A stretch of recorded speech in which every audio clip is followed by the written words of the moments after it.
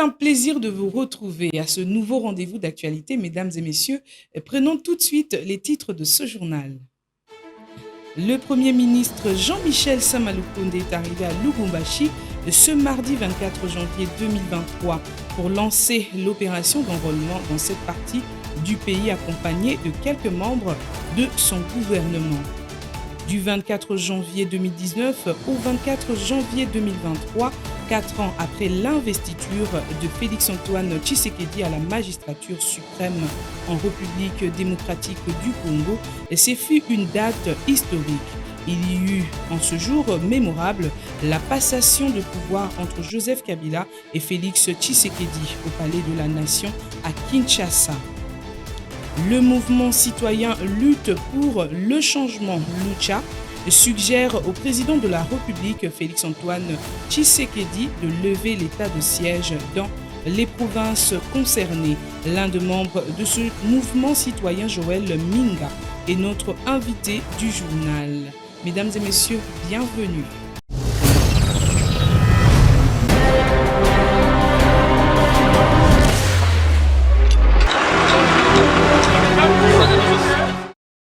À la une de ce journal, le Premier ministre Samaloukonde est arrivé à Lubumbashi ce mardi 24 janvier 2023. Il s'est fait accompagner de quelques membres du gouvernement pour lancer l'opération d'enrôlement des électeurs dans cette partie du pays.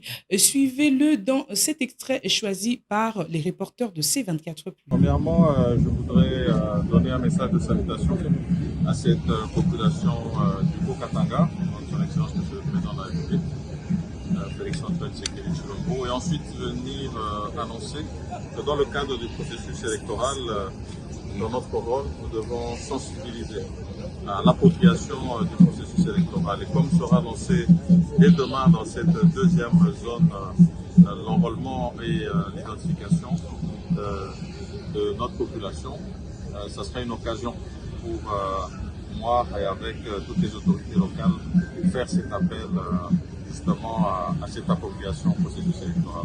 Nous sommes très contents de fouler ce sol de Lubumbashi et nous allons apporter notre message non seulement dans le cadre de la rencontre populaire que nous allons avoir, mais aussi avec toutes les autorités sur place. Modeste Mutinga Mutwichai, ministre des Affaires sociales, Action humanitaire et solidarité nationale, séjourne à Goma depuis ce matin mardi 24 janvier à la tête d'une forte délégation. Il s'agit pour le ministre Mutinga de poursuivre la campagne de solidarité nationale à Goma et Bukavu et remettre l'assistance humanitaire du gouvernement central aux sinistrés de Kanyaruchinya. Tout dans ce propos recueilli par Christian Kazembe. Les nouvelles qui viennent de l'Est sont généralement alarmantes et inquiétantes pour les hautes autorités du pays.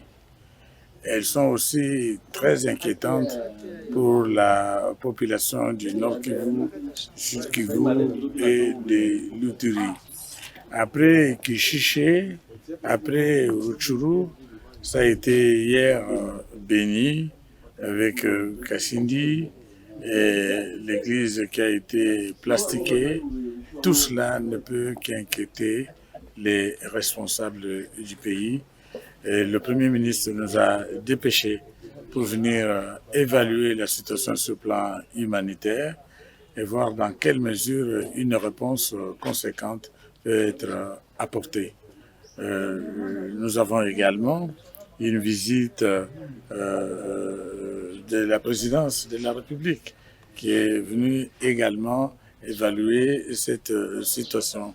L'objectif des autorités est d'exprimer la solidarité du peuple congolais, d'apporter tant soit peu une assistance urgente. Il s'est déclaré également le choléra plutôt et la rougeole dans les sites déplacés. Ce sont autant de situations qui inquiètent également. Nous allons essayer de visiter tous ces sites. Nous allons apporter le minimum que nous pouvons et soyez rassurés. que dans les jours qui viennent, je parle bien des jours, une assistance conséquente va être déployée pour venir en aide à les populations éplorées du Nord Kivu. Le prix Nobel de la paix 2018, Dr Denis Mukwege, lors d'une conférence dimanche 22 janvier dernier à Bukavu, dans la province du Sud Kivu, a appelé à une révolution démocratique pour empêcher toute fraude électorale aux prochaines élections de décembre 2023 et éviter les erreurs de scrutin passé. Il est resté toutefois évasif sur son éventuelle participation. Jocelyn Pouy, commentaire. À cette occasion, le docteur Denis Mukwege a exhorté les Congolais à participer massivement aux prochaines élections. Il a aussi profité de cette prise de parole pour critiquer la force régionale de la communauté des États d'Afrique de l'Est qui ne remplit pas ses obligations premières, qui sont de protéger et de défendre la population congolaise menacée par les groupes armés. À la question de savoir s'il sera candidat à la présidentielle de décembre, il est resté évasif. Je cite: j'ai entendu, je suis conscient du problème et je sais qu'ensemble nous pouvons résoudre les questions qui se posent en RDC. Mais si la base ne s'organise pas, c'est-à-dire que nous serons encore victimes de ce que nous avons connu en 2018 et ça, moi, je n'accepte pas. Il faut absolument qu'il y ait une résolution démocratique où les gens vont choisir leur candidat, l'amener au pouvoir et lui imposer leurs aspirations. Si vous ne le faites pas, ne comptez pas sur moi. Fin des citations. Concernant la question de l'insécurité dans l'Est de la RDC, le docteur Mukwege estime qu'il faut revoir le système sécuritaire congolais. Et selon lui, la seule solution, c'est de reconstruire l'armée, la police et le service des renseignements pour permettre à ce que la protection des Congolais soit faite par des Congolais. Peu avant cette conférence, le prix Nobel de la paix 2018 s'est entretenu avec des milliers de jeunes de Bukavu pour leurs responsabilités dans la reconstruction de la RDC. René Bonganga, initiateur de la dynamique de Bembiste, s'est fait enrôler ce dimanche 22 janvier au centre Epé Mapela dans la commune de Massina. Il était accompagné de sa base et de plusieurs sympathisants du mouvement de libération du Congo MLC. Images et commentaires, Jennifer Baloudi. Ils étaient venus nombreux pour accompagner un des dignes fils de leur district de la Tchangou, président René Bonganga, autorité morale de la dynamique Les Bembistes, une structure d'appui au mouvement de libération du Congo, à se faire enrôler. Les habitants de la Tchangou ont marché derrière leur leader et représentant au prochain scrutin à remplir son devoir civique avec pour objectif de le voir siéger parmi les élus de la prochaine législative. C'est dans une atmosphère remarquable que René Bonganga a traversé à pied les multiples quartiers de la commune de Massina avec sa base à ses côtés jusqu'à l'Épée Mapela de Massina. Arrivé au centre d'enrôlement, René Bonganga avait rempli toutes les démarches requises de la déclinaison de l'identité à la prise de l'empreinte digitale. Au sortir, il s'est exprimé en ces termes. Juste pour rappeler ce que notre guide, Jean-Pierre Bemba, avait lancé, que nous devons accomplir notre devoir civique. Je viens aussi d'exercer ma part et je demande aussi à tout le monde d'emboîter le pas. Présentement, je suis fier parce que j'ai le destin de la décision de demain. Parce que toutes les autorités, ce n'est pas les élections. Et on ne peut pas aller aux élections sans avoir ça. Je demande et je profite à lancer un message à ma base qui m'a accompagné de faire même exercer que moi. Les bébistes, pour cette fois, sont déterminés à travailler dur pour l'émergence du Congo dans des postes législatifs de la RDC. Le secrétaire général du mouvement de la Révolution verte, M. Lola Farial Pichou, s'est aussi acquitté de son devoir civique ce samedi 21 janvier 2023 au centre du lycée Tobongissa, au quartier Ozone, dans la commune de Ngaliema. Suivez. Accompagné de sa base, le secrétaire général du mouvement de la Révolution verte MRV, Lola Farial Pichou, avait rempli son devoir civique comme tout digne fils du Congo le vendredi dernier dans la commune de Ngaliema. C'était avec chant d'allégresse et pas de danse que les membres du MRV avaient marché pas à pas aux côtés de l'un des leurs, Lola Farial, afin qu'il puisse obtenir sa carte d'électeur après être passé par toutes les étapes, à savoir la capture et l'identification. À l'issue de toutes les opérations, le secrétaire général s'était exprimé en ces termes. Nasengi na bato nyonso oyo non basanrole te baya basanrole oli basala ba discussion ya balabala baya nde ko sanrole bazwa ba carte pour que to sanctionner ba député oyo ba travailler ki malamu te bato nyonso ba politicien nyonso ba travailler malamu te to sanctionner bango par la vote. Il avait clôturé son allocution en lançant un appel solennel à tous les habitants de Lukunga de se faire enrôler massivement. En plus bref, la rencontre prévue à Doha, au Qatar, entre le président de la République démocratique du Congo, Félix-Antoine Tshisekedi, et du Rwanda, Paul Kagame, a été annulée. La tension persiste en effet entre les deux pays voisins et Kinshasa accuse Kigali de saper le processus de paix de Luanda en continuant de soutenir les rebelles du M23 dans l'est de la RDC. Le président de la République démocratique du Congo a tout simplement refusé de se rendre à Doha alors qu'une délégation rwandaise était déjà sur place, a indiqué la radio France Internationale. Situation sécuritaire à Salamabila, dans le territoire de Kabambare, à la suite des atrocités causées par les Maïmaï Malaïka. L'ancien vice-ministre de l'Intérieur, Basile Olongo, fait une mise au point. On l'écoute au téléphone de C24+. Il est vrai que j'étais parti dans les Maniema, précisément à Salamabila, dans les régions de Salamabila, pour récupérer les otages, pour récupérer les 5 otages qui ont été capturés par le groupe Maï Maï. Il y avait un blanc et puis des Congolais et un autre Sud-Ambois. Et la première chose à faire était de chercher à connaître la genèse de l'existence de ces groupes armés. Et une fois la question comprise, les restes devenaient faciles. C'est-à-dire quoi? Ce sont des autochtones qui ont pris la décision de combattre pour leurs propres intérêts. Et à l'existence dans ce point d'une société minière qui exploite l'or, qui ayant trouvé les autochtones sur place, les a chassés. Et il y a aussi des conflits à ce qui concerne la nomination des autorités politico-administratives qui doivent devoir diriger ça. C'est un peu ce qui s'est passé. Puis l'ingérence des politiciens à partir de Kinshasa, j'avais coupé carrément, de ne pas accepter l'ingérence des politiciens de Kinshasa dans cette histoire. Vous savez que pour éclairer nos auditeurs et ceux qui nous suivent, les téléspectateurs, Salamabila, c'est le territoire du sénateur Matata Ampogno. Salamabila, c'est le territoire de l'honorable Ramazan Bichadari.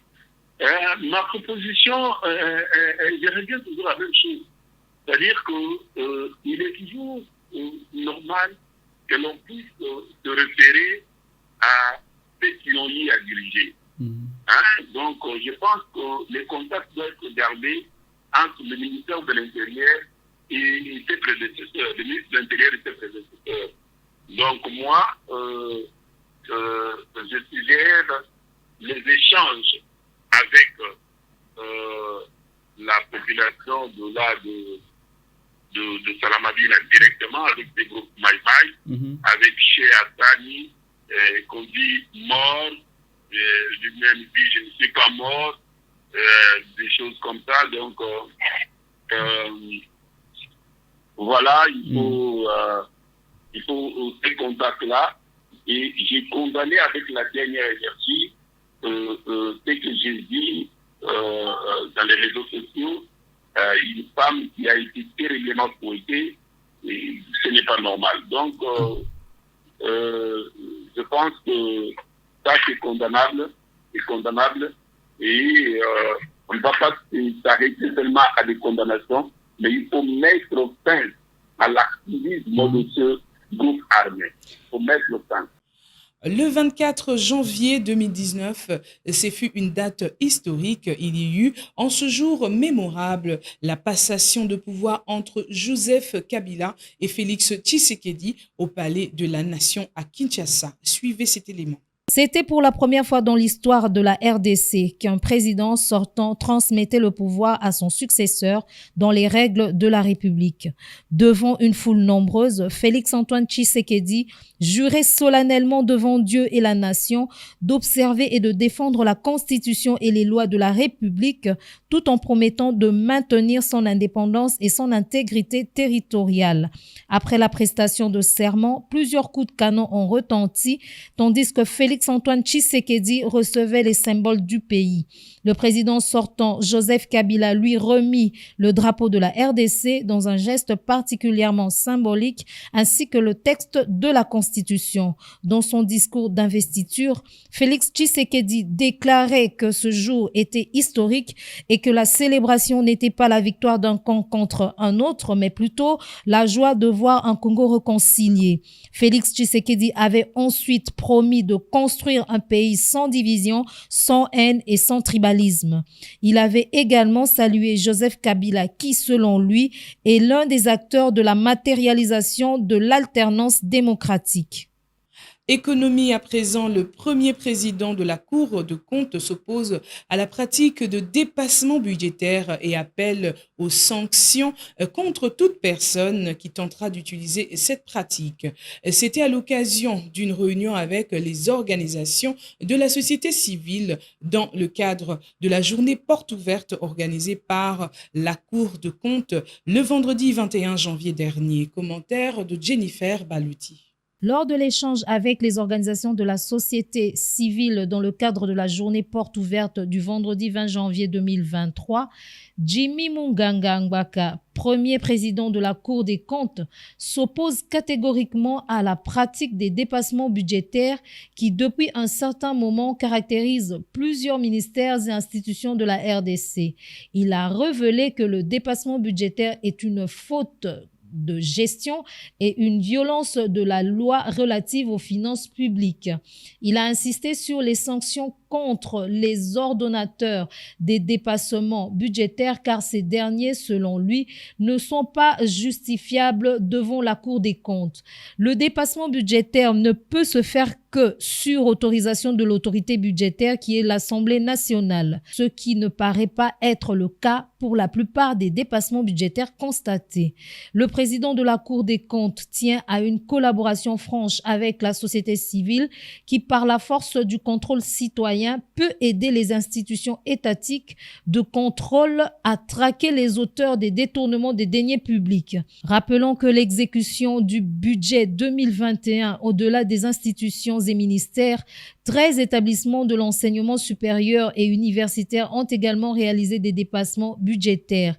L'Observation de la dépense publique l'avait dénoncé dans son communiqué du 7 novembre 2022.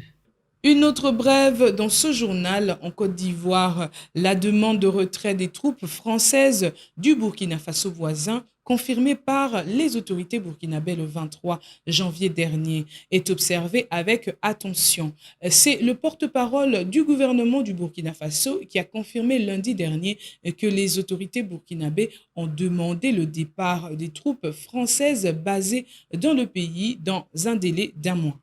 Pour finir, en dehors de nos frontières, le Parlement marocain a unanimement rejeté lundi 23 janvier dernier les accusations des députés européens qui ont voté il y a 4 jours une résolution appelant le Maroc à respecter la liberté d'expression et la liberté de la presse. Suivez ce commentaire de Jocelyn Pouy. Dans cette résolution, le Parlement européen a demandé la libération de 3 journalistes emprisonnés, Omar Radi, Souleymane Raissoni et Taoufik Boakrine. Il a dénoncé aussi l'utilisation du logiciel d'espionnage Pegasus par Rabat. Les parlements marocains réunis spécialement en séance plénière lundi dernier a tenu à faire bloc derrière le Royaume du Maroc, lançant un avertissement au Parlement européen. Prise des paroles outrées et menaces de réévaluer des relations privilégiées en un quart de siècle, jamais le Parlement marocain n'était monté autant au créneau face au Parlement européen. Affichant un front quasi uni, les parlementaires de deux chambres marocaines ont dénoncé des accusations dites fallacieuses, signe du choc vécu par Rabat à la suite de la condamnation par des eurodéputés des cas de corruption à la suite des révélations sur le Maroc Gate. C'est la fin de ce journal. Merci de l'avoir suivi. Tout à l'heure, notre invité du journal avec Jocelyn Pouy et qui reçoit Joël Minga, membre de la Lucha, et qui lui suggère au président de la République de lever l'état de siège dans les provinces concernées. Au revoir et prochainement.